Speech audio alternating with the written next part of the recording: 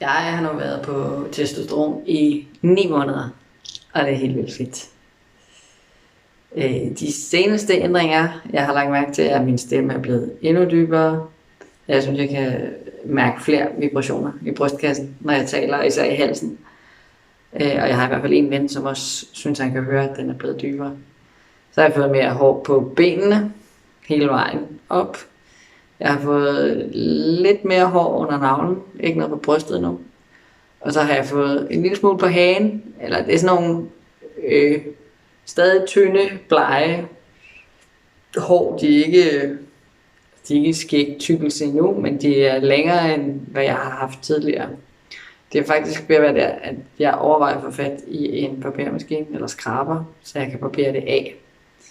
Men det kan sagtens ske, der går en måned mere, før jeg faktisk får fat i en. Men altså, hvis jeg gerne vil ligne en voksen mand, så tror jeg ikke, det går at rende rundt med et teenager skæg. Det er jo ikke et skæg endnu, fordi det er så nyt og på vej ud.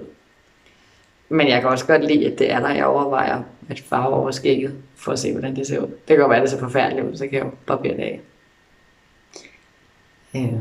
Så har jeg begyndt at træne igen, fordi min brystkasse kan klare det nu.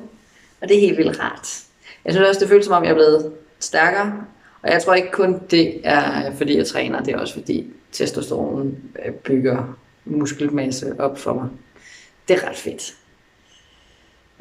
Og jeg har også fået en lille topmave, fordi min fedtfordeling har ændret sig til mere maskulin, og jeg synes, det er så fint. Jeg ved godt, der er flere, som er sådan, det skal ikke være tyk, at det er en lille tyk mave. Altså, min, den er rigtig fin, fordi det betyder, at min fedtfordeling har ændret sig til maskulin. Og det kan jeg godt lide. I øvrigt hørte jeg også et citat for nylig med, at Buddha var ikke tyk, han var bare afslappet, og når man slapper af og trækker vejret ned i maven, så fylder den, og så ser den tyk ud.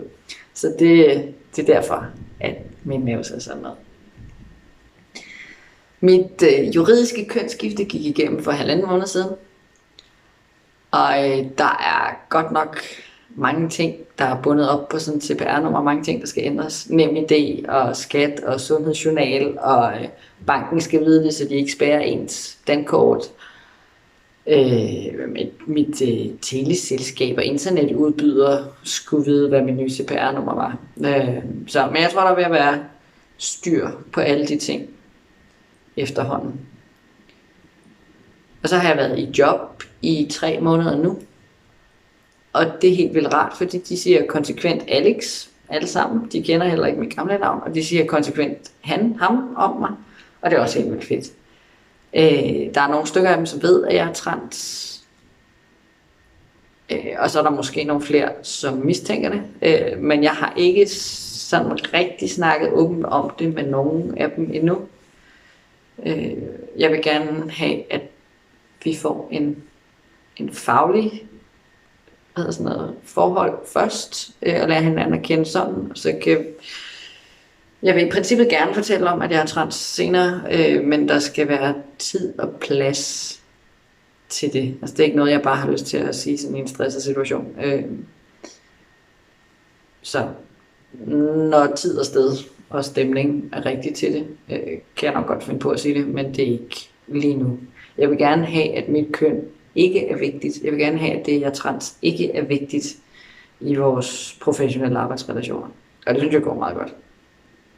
Der er et par gange, det er givet i mig, hvis nogen har sagt hun, og jeg ikke har været helt sikker på, om det har været mig eller en anden, de har refereret til. Men det har været en anden, det har ikke været mig.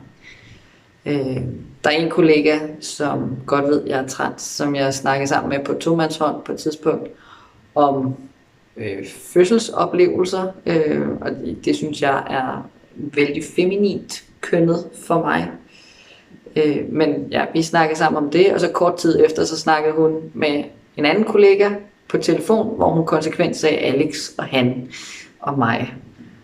Og det var helt vildt fedt at vide, at hun ved, at jeg er trans, og stadigvæk bare kører på med mine navn og pronomer. Det var helt vildt fedt.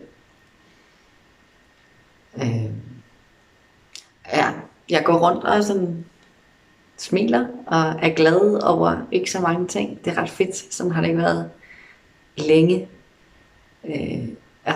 Der er bare en kæmpe lettelse i, at mit ydre begynder at ligne det, jeg føler mig indeni og altid har drømt om.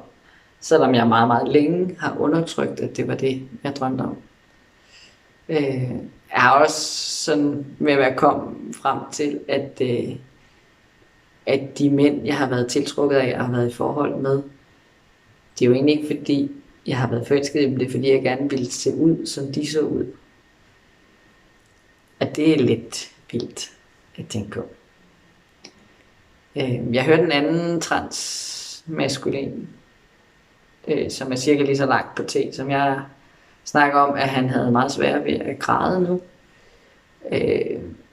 Jeg græder væsentligt mindre, end jeg gjorde for et år siden, men jeg har også væsentligt mindre at græde over. Så jeg ved ikke, om det er blevet sværere for mig at græde, end det var tidligere, eller om jeg bare har mindre at græde over. Jeg synes stadigvæk, at jeg er nogenlunde god til at tillade mine følelser, når ting er svært og hårdt. Og det er rigtigt, det kommer nok ikke ud som tårer, men så kommer det ud på en anden måde. Og det er meget godt. Og jeg er glad. Det var det for nu. Tak for at lytte med.